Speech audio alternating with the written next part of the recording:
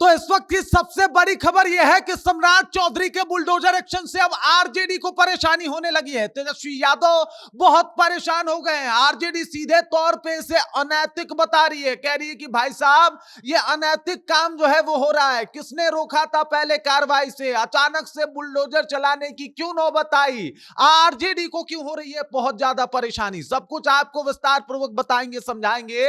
और सम्राट Chaudhary as a bulldozer बाबा क्या कुछ कर रहे हैं ये भी आपको बताएंगे। लेकिन उससे पहले मेरा परिचय जान लीजिए। मेरा नाम है रजत और आप जनता जंक्शन देख रहे हैं। सबसे पहले तस्वीरों को देखिए।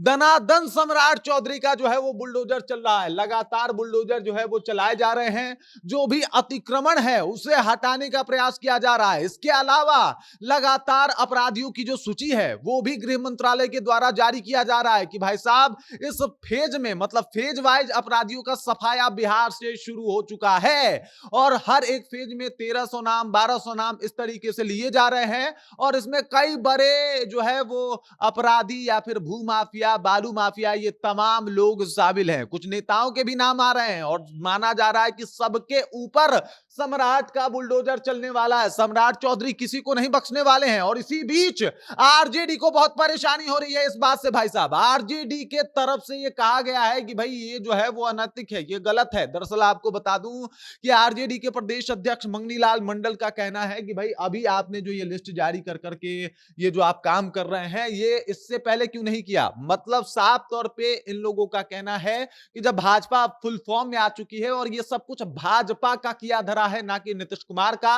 ये सब कुछ सम्राट चौधरी का किया धरा है, ना कि नीतीश कुमार का। लगातार ये जो ताबड़तोड़ बुलडोजर चल रहे हैं इसमें सीधे तौर पे सम्राट चौधरी का हाथ है। अब सम्राट चौधरी कह भी रहे हैं कि भाई साहब बुलडोजर चलेगा, जो गलत करेंगे उनको बख्शा नहीं जाएगा, जो गलती करेंगे, जो अपराधी बनेंगे, जो भू माफिया बनेंगे, इस तरीके के लोगों को बिल्कुल बख्शने नहीं वाले हैं सम्राट चौधरी। बिल्कुल मोड में है, एक्शन मोड में है। सबको पता है कि इससे पहले उनकी मीटिंग हुई थी अमित शाह से, जो कि देश के गृह मंत्री हैं। और देश के गृह मंत्री से बिहार के गृह मंत्री का काफी लंबा बातचीत चला था। और उसके बाद आते ही बिहार में बुलडोजर एक्शन शुरू होता है। ताबड़तोड़ बुलडोजर चलते हैं और हर एक उस जगह को जहां पे अतिक्रमण है उसको हटाया जाता है। इसके अलावा खबर अब यह है कि अतिक्रमण के अलावा उन तमाम लोगों के ऊपर भी बुलडोजर घूमने वाला है जो बालू माफिया हैं, भू माफिया हैं। ऐसे लोगों को भी सम्राट चौधरी बख्शने वाले नहीं है। और ऐसे में तेजस्वी यादव, आरजेडी, मंगनीलाल मंडल और तमाम आरजेडी के कार्यकर्ता जो है वो कह रहे हैं कि भाई ये गलत है।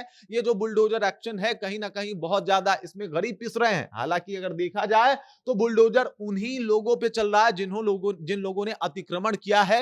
और अतिक्रमण को रोकने के लिए सम्राट का बुलडोजर लगातार चल रहा है। लेकिन इससे अब आरजेडी को परेशानी होनी शुरू हो गई है, चाहे वो तेजस्वी यादव हो या फिर मंगनीलाल मंडल। तेजस्वी यादव का तो अभी कुछ भी खुल के बयान नहीं आया, लेकिन मंगनीलाल मंडल साफ तौर पे कहते हुए दिखाई दे रहे हैं कि भाई ये गलत है, ये अनैतिक है, ये इस तरीके का कार्रवाई जो है वो नहीं होना चाहिए। इस तरीके से बुलडोजर नहीं चलना चाहिए जिस तरीके से सम्राट चौधरी चलवा रहे हैं। आपको बता दूं कि सम्राट चौधरी लगातार ताबड़तोड़ लिस्ट भी जारी कर रहे हैं, उनकी सूची भी बनाई जा रही है गृह मंत्रालय के ऑफिस में बैठ के।